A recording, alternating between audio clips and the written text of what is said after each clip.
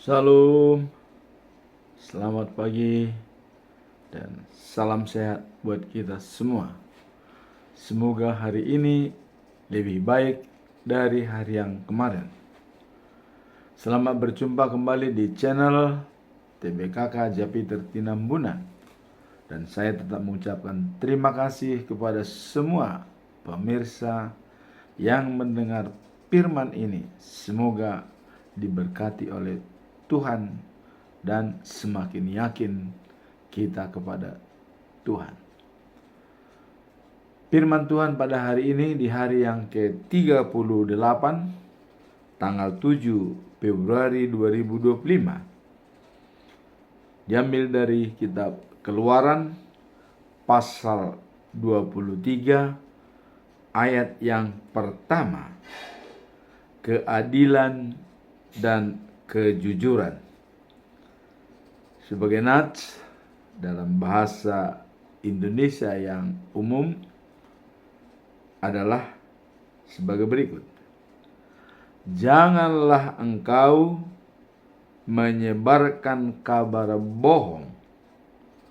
Janganlah engkau membantu orang yang bersalah dengan menjadi saksi yang tidak benar. Dalam bahasa Indonesia sehari-hari sebagai berikut. Janganlah menyebarkan kabar bohong dan jangan menolong orang yang jahat yang memberikan kesaksian yang tidak benar. Dalam bahasa Batak Toba, Sianupari didok songonon. Unang pasar berita nasotikos. Unang oloho gabe saksi para gabus mengurupi para jahat. Itulah firman Tuhan hari ini. Sebagaimana biasanya kita tetap melihat bacaan daripada pagi yang diambil dari Hakim-Hakim pasal 3 ayat 12 sampai dengan 31. Perikop, Ehud, dan Samgar. Apa makna perikop dalam kitab Hakim-Hakim pasal 3, 12 sampai 31? Dalam hal ini terdapat kisah mengenai Ehud yang diangkat oleh Tuhan sebagai juru selamat bangsa Israel dari penindasan Eglon, Raja Moab. Ini menegaskan bahwa Tuhan tetap peduli dan bertindak dalam tindakan penyelamatan bagi umatnya ketika mereka berpaling kepadanya. Jadi Tuhan tetap setia untuk menyelamatkan bangsa Israel jika bangsa Israel berpaling dan juga berseru meminta tolong dan setia kepada Tuhan. Itulah makna perikop ini. Apa pesan moral dari perikop ini? Pentingnya mengandalkan Tuhan dalam masa-masa sulit dan ketidakadilan. Jadi kita harus mengandalkan Tuhan dalam masa-masa sulit dan adanya ketidakadilan dari situasi yang mengerumuni kita, baik lingkungan maupun komunitas. Ketika bangsa Israel mengalami penindasan, mereka berdosa dan Tuhan mendengar seruan mereka. Kemudian mengutus Ehud untuk membebaskan mereka. Jadi dalam hal Israel sudah mulai khawatir dan ketakutan dengan adanya penindasan dari Raja Eglon, Raja Moab.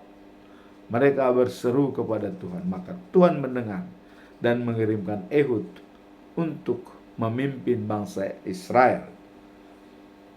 Dan kalau kita lihat, Ehud bisa memberikan ketenangan kepada bangsa Israel selama 40 tahun.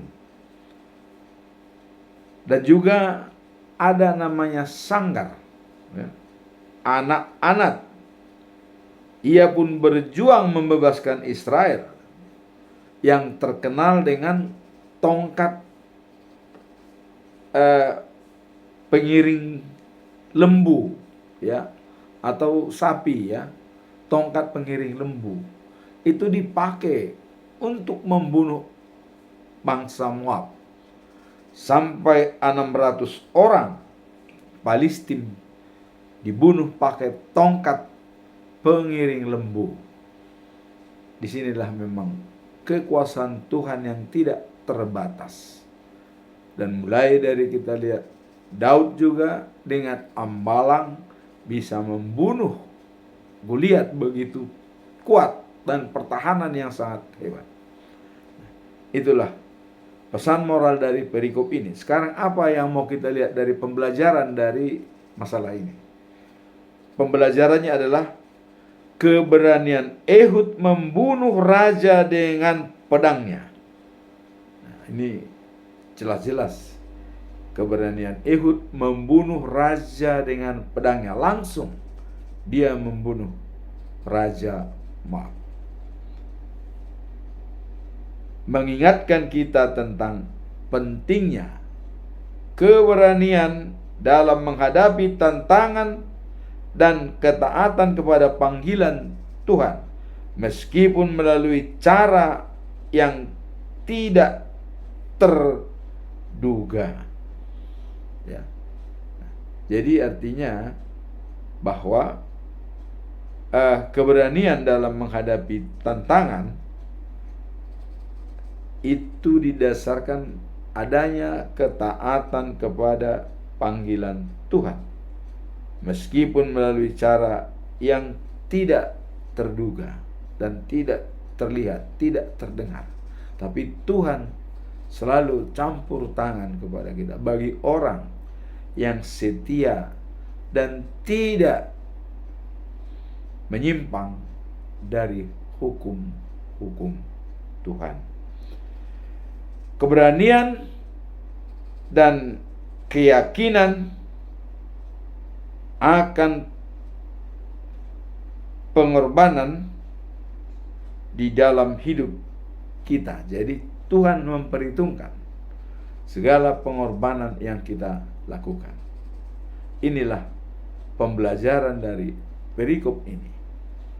Sekarang kita melihat dari bacaan malam.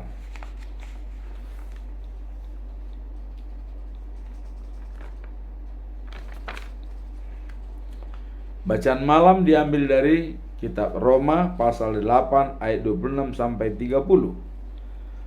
Ini tetap kemuliaan yang kekal, harapan pada Tuhan.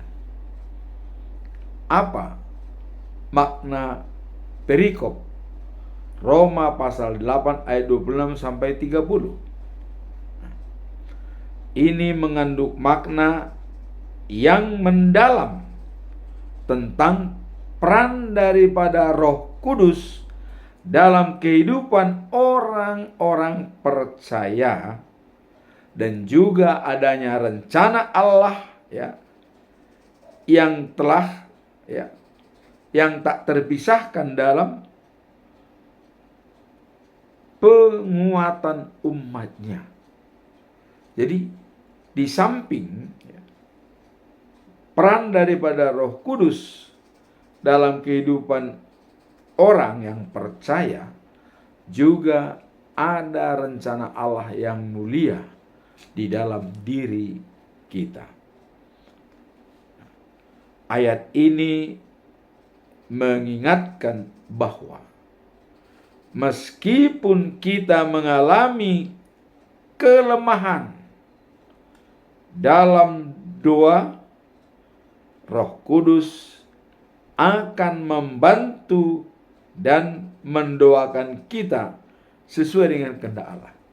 Jadi pada saat kita lemah dalam doa dan permintaan, tapi Roh Kudus itu bisa membantu melanjutkan doa kita.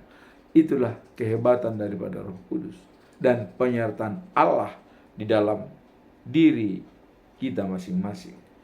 Jadi walaupun kita lemah, tapi Roh Kudus dapat membantu kita untuk menyampaikan pesan-pesan yang kita minta, yang kita harapkan dari Tuhan Allah, sehingga masuk dalam koridor rencana Allah yang akan terjadi.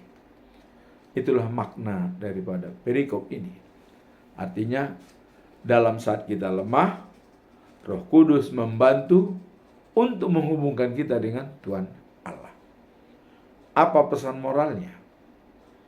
Pesan moral daripada ayat ini adalah Roh Kudus berfungsi sebagai penolong yang menyediakan bantuan saat kita merasa tidak mampu dalam berdoa. Jadi dalam ketidakmampuan kita untuk berhubungan dengan Tuhan, Roh Kudus bisa memimpin kita. Itulah pesan moral dari perikop. Sekarang apa pembelajaran dari perikop ini? Pembelajaran adalah dalam ayat 28 ya, tertulis bahwa segala sesuatu bekerja bersama-sama untuk kebaikan bagi mereka yang mengasihi Allah. Jadi dalam ayat 28 itu sudah tertulis bahwa segala sesuatu bekerja bersama-sama untuk kebaikan bagi mereka yang mengasihi Allah.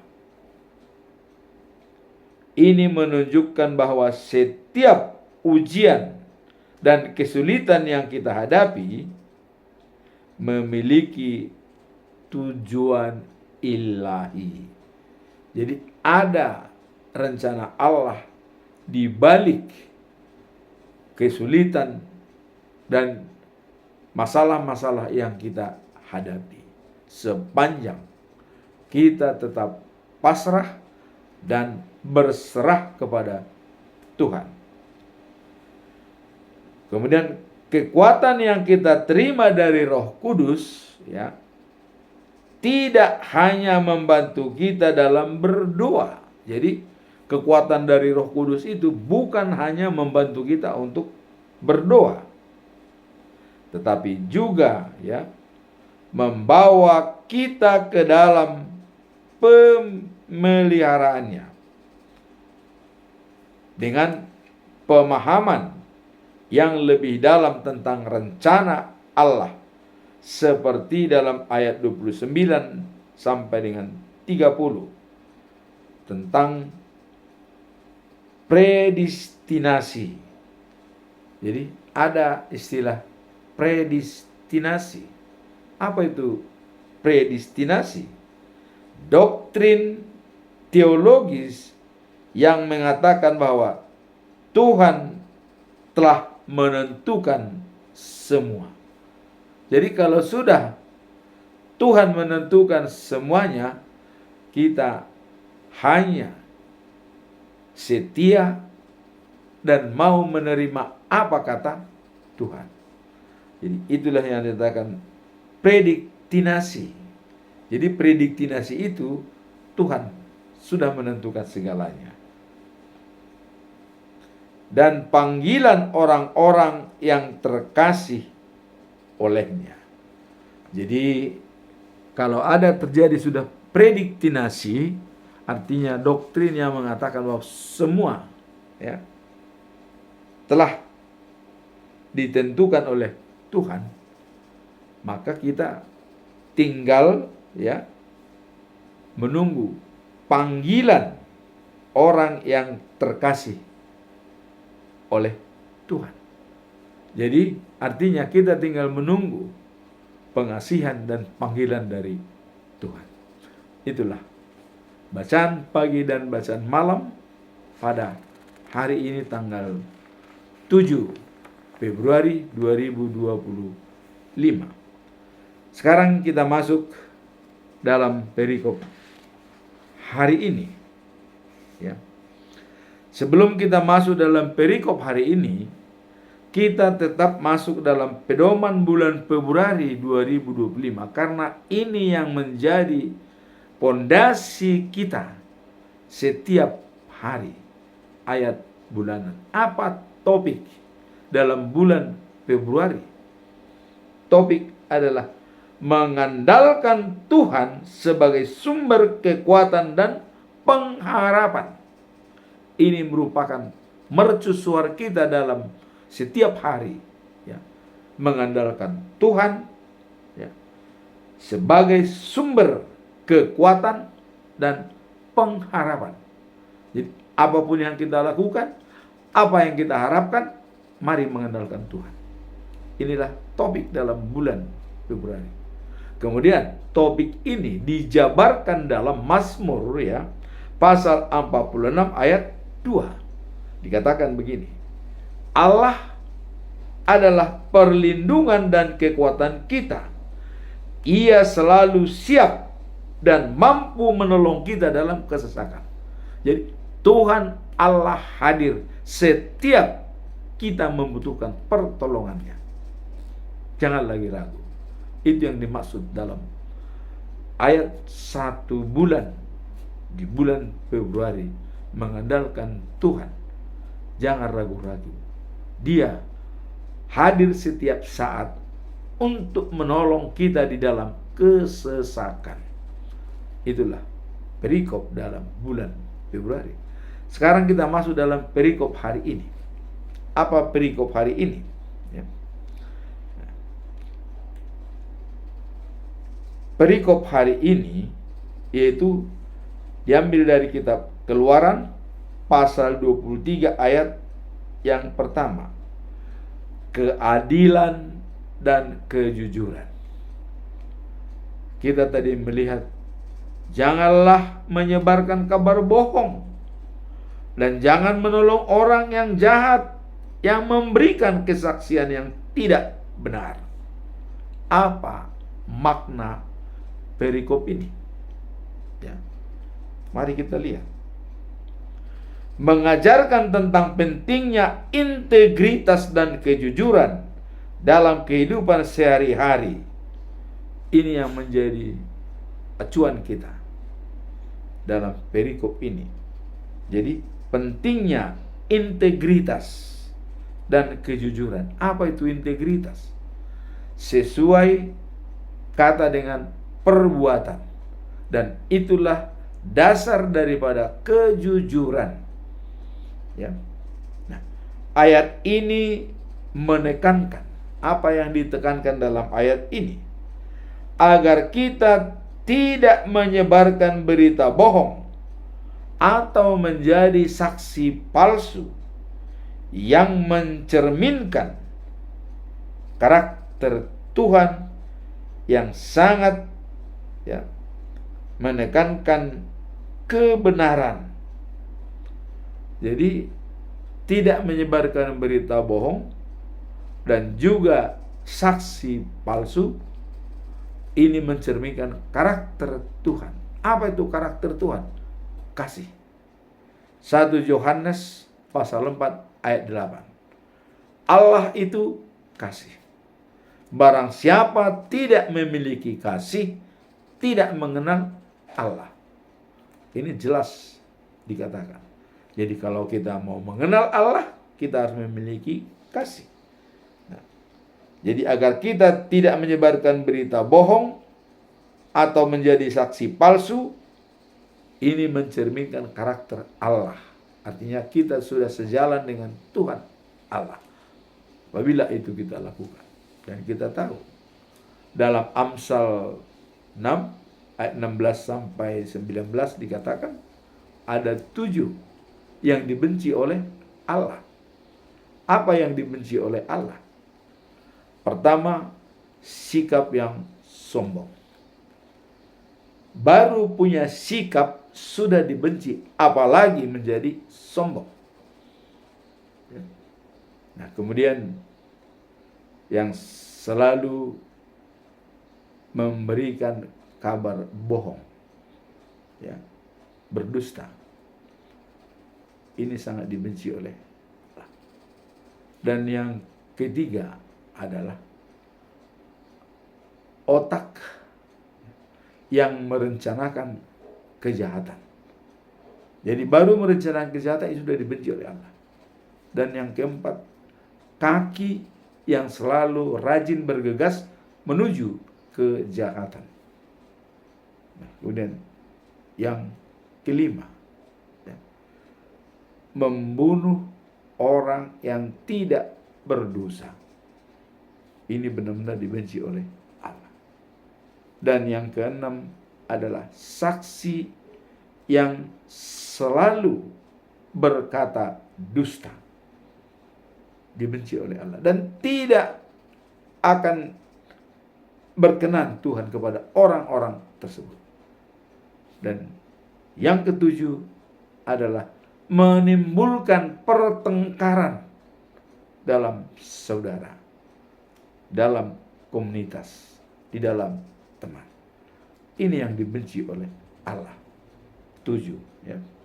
Nah, kemudian tadi, agar kita tidak menyebarkan berita bohong atau menjadi saksi palsu yang mencerminkan karakter Tuhan. Jadi kalau kita tidak menyebarkan berita bohong dan tidak mau saksi palsu, itu cerminan daripada karakter Allah. Apakah kita tidak senang dengan karakter Tuhan? Saya kira itulah yang harus kita jalankan dalam setiap kehidupan kita sehari-hari. Gunakan karakter Tuhan dalam menjalankan tugas kita. Karakter Tuhan dijabarkan di dalam 1 Yohanes pasal 4 ayat 8. Sekarang apa pesan moral daripada perikop ini? Kita lihat bahwa pesan moral dari perikop ini adalah sejalan dengan ajaran Yesus yang mengajak kita untuk menjadi terang dan garam dunia, serta menunjukkan sifatnya yang suci melalui tindakan kita. Jadi disarankan supaya menjadi terang dan garam dunia dan mengikuti sifatnya yang suci melalui apa yang kita lakukan. Kalau kita lihat dalam Matius pasal 5 ayat 13 sampai 16, ya. Kamu adalah garam dunia. Jika garam itu menjadi tawar, dengan apa ia diasinkan? Tidak ada lagi gunanya selain dibuang dan diinjak-injak orang. Jadi garam dunia yang bisa memberikan rasa, yang bisa mengawetkan. Tapi kalau tidak asin lagi, dia percuma. Jadi kalau kita seperti garam dunia, harus selalu memberikan kebaikan kepada orang untuk mengawetkan barang. Kalau sudah tidak lagi asin, itu hambar, dibuang, kata Yesus. Nah, kemudian tidak ada lagi gunanya selain dibuang dan diinjak-injak orang. Kemudian dikatakan oleh Yesus, kamu adalah terang dunia. Kota yang terletak di atas gunung tidak mungkin tersembunyi. Nah, ini berapa kali katakan. Artinya, kita itu bagaikan kota di atas gunung yang selalu cahayanya dilihat oleh orang. Tidak pernah tersembunyi. Jangan seperti pelita ditutupi keranjang. Cahaya tidak kelihatan. Tapi dikatakan seperti kota di atas gunung yang selalu kelihatan cahayanya. Demikianlah dikatakan oleh Yesus, manusia yang sudah menjalankan karakter Tuhan. Jadilah garam dan terang dunia. Garam yang bisa memberikan yang terbaik bagi orang. Memberikan rasa, tidak hambar, enak. Jadi kita itu menjadi enak bagi orang lain dan juga menjadi memberikan cahaya. Itulah pesan moral dari perikop ini, menjadi garam dan terang dunia. Kemudian apa pembelajaran yang bisa kita lihat dari perikop ini? Nah, ketika kita menjaga integritas dan kejujuran dalam setiap aspek kehidupan, kita tidak hanya menghormati Allah. Jadi kalau kita berlaku jujur, punya integritas dalam kehidupan kita sehari-hari, tidak hanya menghormati Allah, tetapi juga memperoleh kepercayaan dan penghargaan dari orang lain. Jadi ada trust, dipercaya oleh orang lain. Orang percaya kepada kita apabila kita mempunyai karakter Tuhan. Artinya orang yang layak dipercaya adalah karena dia menjadi kepercayaan. Seperti tadi, tidak pernah berdusta, tidak pernah berbohong, tidak menjadi saksi palsu. Itulah orang yang layak dipercaya. Dan orang yang layak dipercaya selalu memenuhi harapan, tidak membuyarkan harapan. Dia selalu punya motivasi untuk bersinergi dengan orang lain yang sangat persuasif. Itulah pembelajaran dalam perikop ini. Kalau kita jujur dan punya integritas, tidak hanya menghormati Tuhan, tetapi juga mendapat kepercayaan dan penghargaan dari orang-orang di sekitar kita. Jadi kalau sudah, Tuhan pun senang, manusia pun senang kepada kita, ya sudah, tugas kita selesai. Tinggal kita menunggu kapan kita menjadi berangkat ke Yerusalem yang baru. Itu tugas kita. Karena tujuan akhir hidup kita, life after life, the news of Jerusalem. Jadi berbaik dengan Tuhan dan juga sudah berbaik dengan manusia.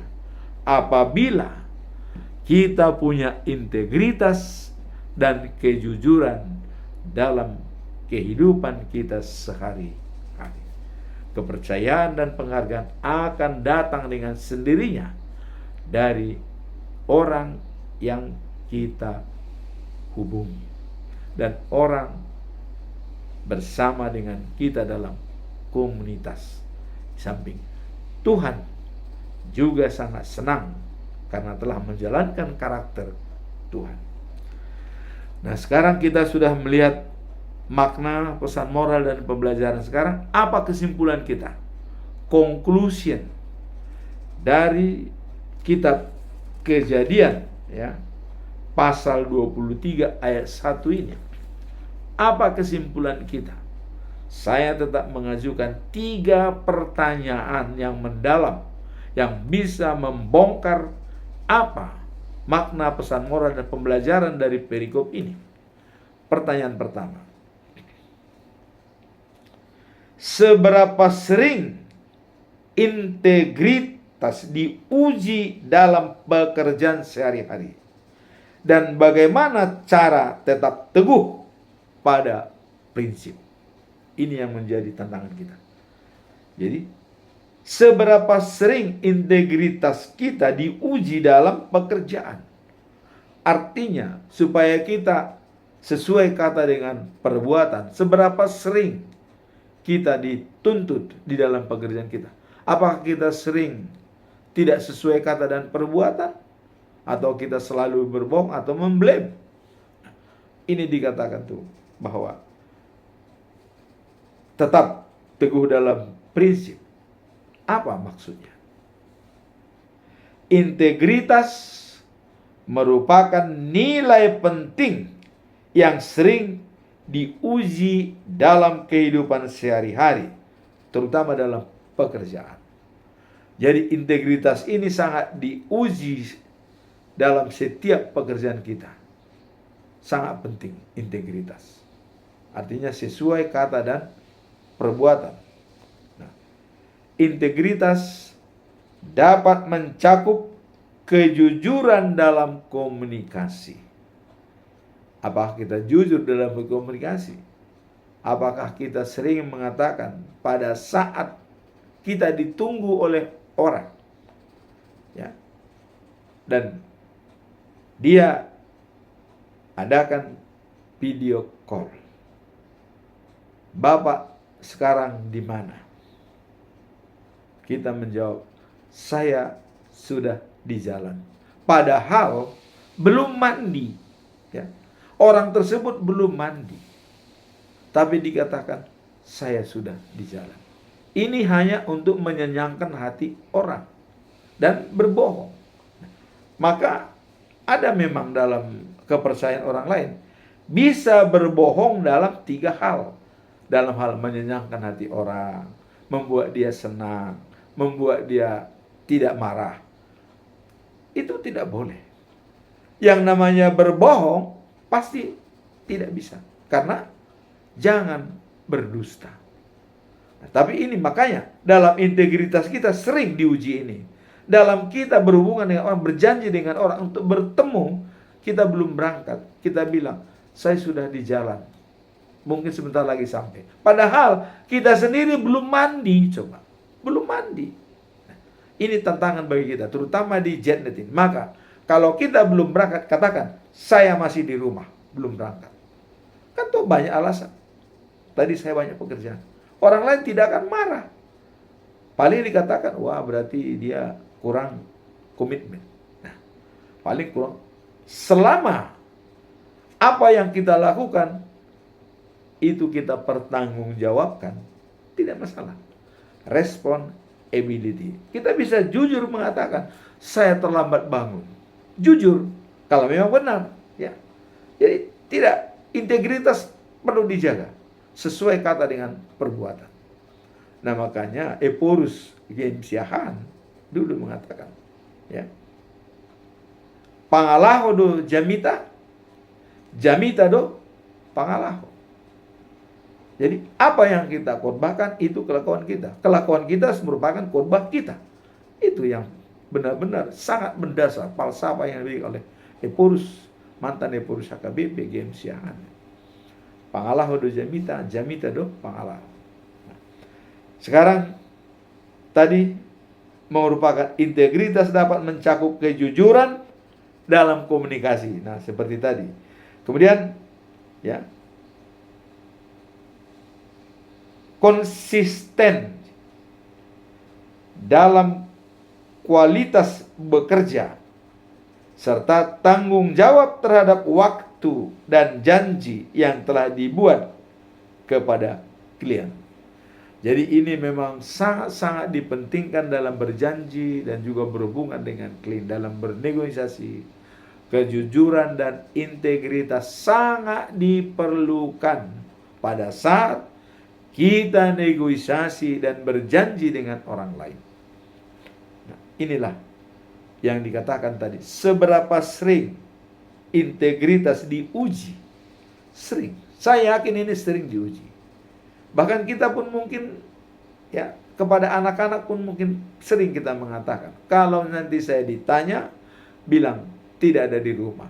Padahal kita adalah tidur. Tapi ada pernah anak ditanya, sudah diajarin, tapi dia tidak mau berbohong. Bapak ada? Iya, ada Pak, sedang tidur. Nah, jujur, tidak jadi mengatakan tidak ada. Kalau tadi diajarkan, Bapak ada, bilang aja tidak ada, supaya tidak terganggu. Nah, tapi dia jujur, Bapak ada? Ya ada Pak, dia sedang tidur. Toh yang mau datang pun tidak akan mengganggu kalau memang masih tidur, ya kan? Jadi di sini hanya diminta kejujuran dan integritas. Itu yang perlu. Nah, kalau dalam Kolose pasal 3 ayat 23 sampai 24 dikatakan seperti ini. Apapun yang kamu perbuat, nah, apapun yang kamu perbuat, perbuatlah dengan segenap hati, seperti untuk Tuhan, bukan untuk manusia. Jadi setiap kita bertindak, kita ingat Tuhan. Itu maksudnya. Mau bicara dengan orang lain, ingat Tuhan. Mau berunding dengan siapapun, ingat Tuhan. Bukan untuk manusia. Sehingga untuk menerapkan kejujuran dan integritas kita, apabila setiap tindakan kita mengingat Tuhan. Itulah kunci untuk menjalankan integritas dan kejujuran. Selalu ingat Tuhan dalam setiap kita bertindak. Itu yang dimaksud menjawab pertanyaan pertama ini. Sekarang kita masuk dalam pertanyaan kedua. Apa dampak negatif dari mengorbankan berita atau menyebarkan berita bohong? Apa dampak negatif dari menyebarkan berita bohong dalam komunitas dan hubungan profesional? Apa dampaknya? Mari kita lihat. Menyebarkan berita bohong dapat memiliki dampak serius dalam komunitas dan hubungan profesional, terutama dalam konteks ajaran Kristiani yang mengedepankan kebenaran dan kejujuran. Nah, jadi ajaran Kristen itu mengedepankan kebenaran dan kejujuran, tidak lain daripada itu. Jadi menyebarkan berita bohong itu memiliki dampak yang serius dalam komunitas dan hubungan profesional, hubungan dalam pekerjaan. Dan itu tidak lagi mencerminkan ajaran Kristiani atau ajaran Kristen. Ya. Nah, itu yang dikatakan. Apa dampak negatif? Dampak negatifnya, hubungan akan retak. Dan kita kehilangan kepercayaan dari orang lain.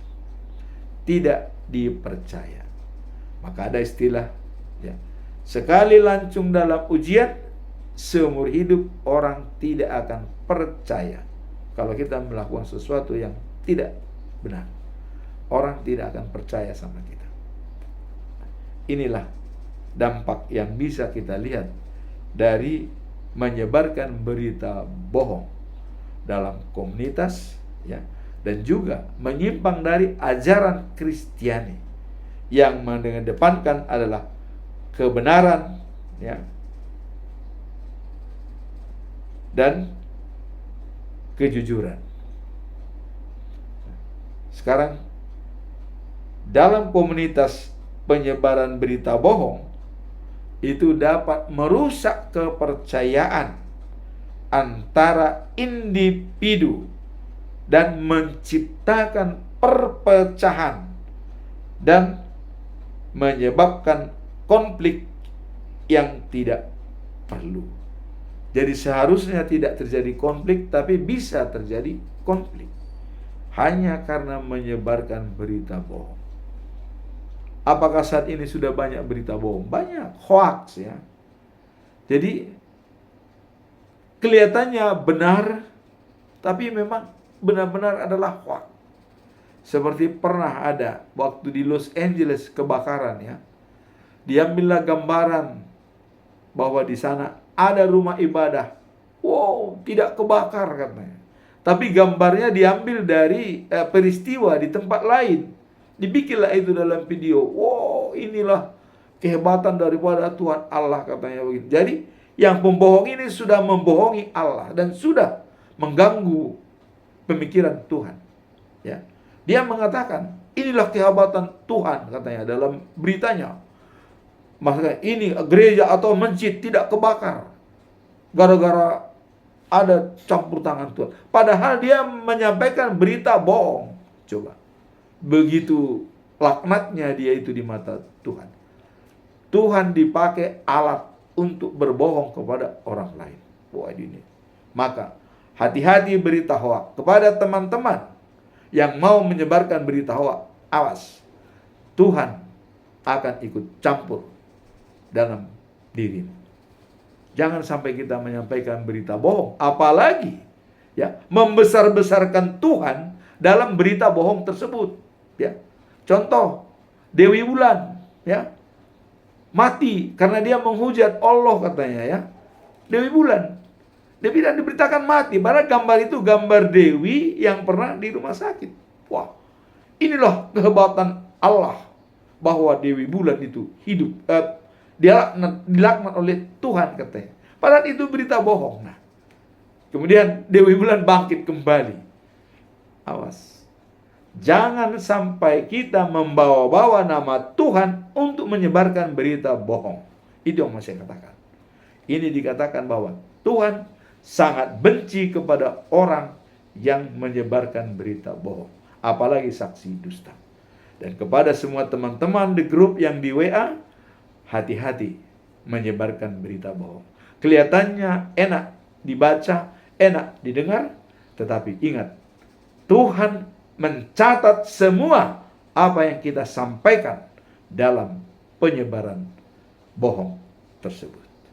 Inilah yang bisa kita ambil dari dampak negatif menyebarkan berita bohong. Tidak hanya kepercayaan manusia juga hilang, tapi Tuhan pun akan mencatat, apalagi kita membesarkan nama Tuhan dalam berita bohong tersebut. Ini adalah kebesaran Tuhan, bahwa ini tidak terbakar. Padahal gambar itu diambil dari gambar lain. Membawa nama Tuhan, hati-hati. Ini yang mau saya sampaikan pada perikop ini.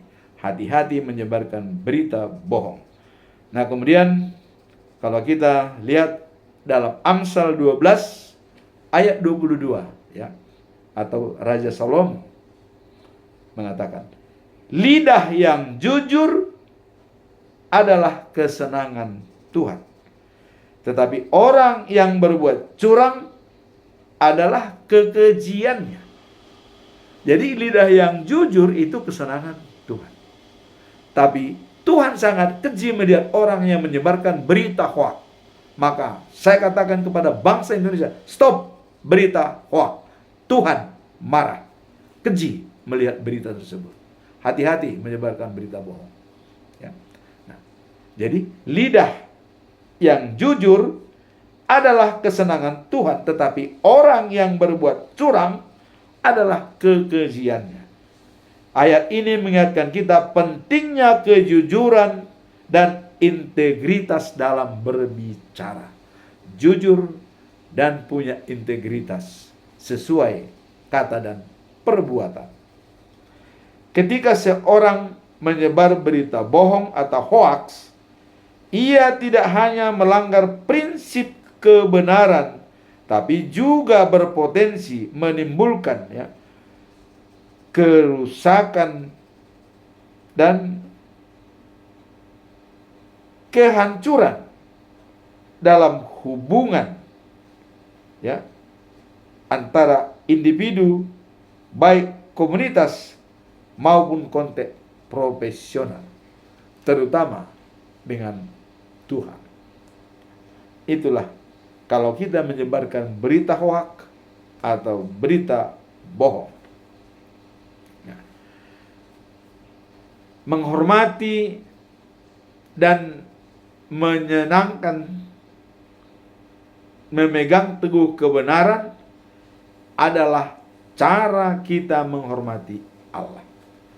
Jadi satu-satunya menghormati Tuhan adalah memegang teguh kebenaran, adalah cara kita menghormati Allah. Itulah yang bisa benar-benar menghormati Allah kalau kita berkata benar dan jujur. Nah, kemudian kebenaran itu adalah membangun kepercayaan dan solidaritas. Kebohongan merusak ikatan tersebut dan bisa menimbulkan perpecahan. Jadi jelas dikatakan bahwa kebenaran membangun kepercayaan dan solidaritas yang tinggi.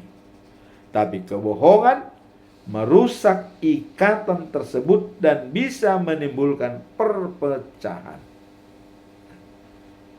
Integritas adalah berkontribusi pada reputasi yang baik dan kerjasama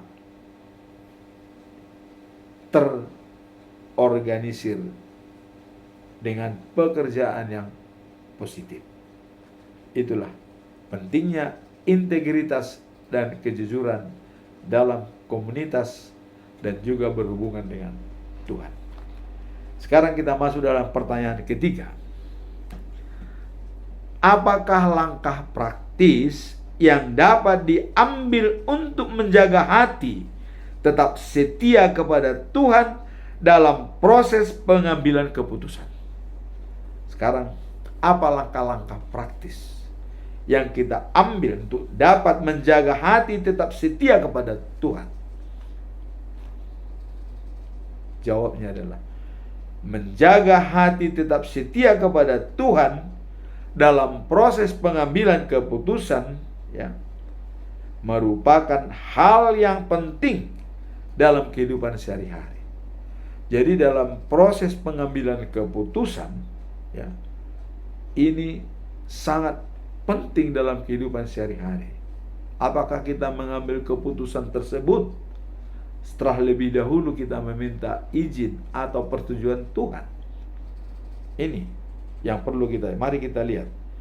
Ini melibatkan pengandalan kepada Tuhan dan penerapan prinsip-prinsip Alkitab dalam setiap langkah yang diambil. Jadi di dalam pengambilan keputusan, ya, kita harus selalu mengandalkan Tuhan dan penerapan prinsip-prinsip Alkitabiah dalam setiap langkah yang diambil. Nah, inilah apakah langkah praktis yang dapat diambil menjaga hati tetap setia. Selalu mengandalkan Tuhan dan penerapan prinsip-prinsip Alkitab. Itulah langkah yang bisa menjaga supaya kita tetap dalam koridor benar dan jujur. Nah,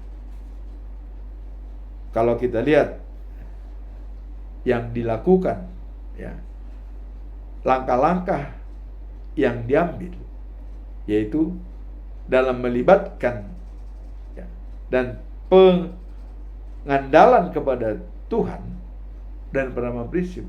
Pertama-tama yang kita lakukan adalah berdoa sebelum memutuskan sesuatu. Ada langkah yang sangat krusial. Ini langkah yang utama. Itulah tadi, kalau kita menghadapi, ya, dan praktis yang dilakukan untuk menjaga hati yang tetap setia, berdoa sebelum mengambil keputusan. Keputusan apapun yang kita ambil harus didahului dengan doa. Nah, kemudian dalam Filipi 4 ayat 6 sampai 7 dikatakan, kita diajarkan untuk tidak khawatir tentang apapun, tetapi dalam segala hal harus membawa permohonan kita kepada Tuhan dalam doa dan mengucap syukur. Jadi semua permohonan harus kita sampaikan kepada Tuhan dalam doa dan mengucap syukur. Tidak perlu khawatir apapun yang akan kita jalankan. Nah, kemudian pedoman dalam Amsal 3 ayat 5 sampai 6 dikatakan, percayalah kepada Tuhan dengan segenap hati dan juga bersandar kepada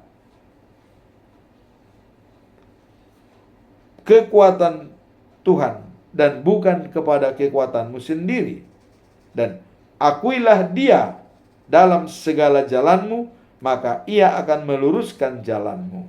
Jadi pedoman kita dalam Amsal pasal 3 ayat 5 sampai 6 ini adalah percayakanlah kepada Tuhan dengan segenap hatimu dan jangan bersandar pada pengertianmu sendiri. Artinya jangan hanya dengan pikiran kita, tapi kita libatkan juga pikiran Tuhan.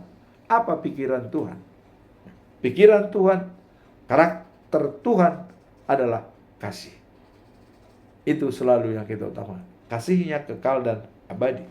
Kalau karakter Tuhan adalah kasih, kalau kita menjalankan setiap tugas didasari dengan kasih, ya kita lihat dalam 1 Petrus pasal 4 ayat 8 dikatakan, mengasihi sungguh-sungguh dapat menghapus banyak dosa.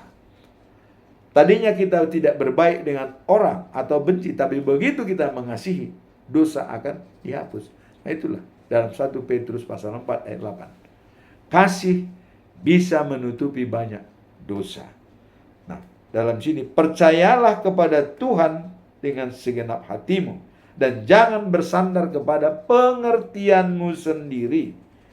Akuilah Dia dalam segala jalanmu, maka Ia akan meluruskan jalanmu. Jadi mengakui jalan Tuhan dalam segala hal, maka Tuhan akan meluruskan jalan kita. Itulah firman Tuhan pada hari ini. Jangan sampai kita berbohong, karena berbohong itu adalah yang sangat dibenci oleh Tuhan Allah. Dalam Amsal pasal yang 6 ayat 16 sampai dengan 19. Yang dibenci oleh Tuhan ada 7. Salah satunya adalah berbohong dan selalu menebarkan saksi dusta. Amin. Tuhan memberkati kita semua.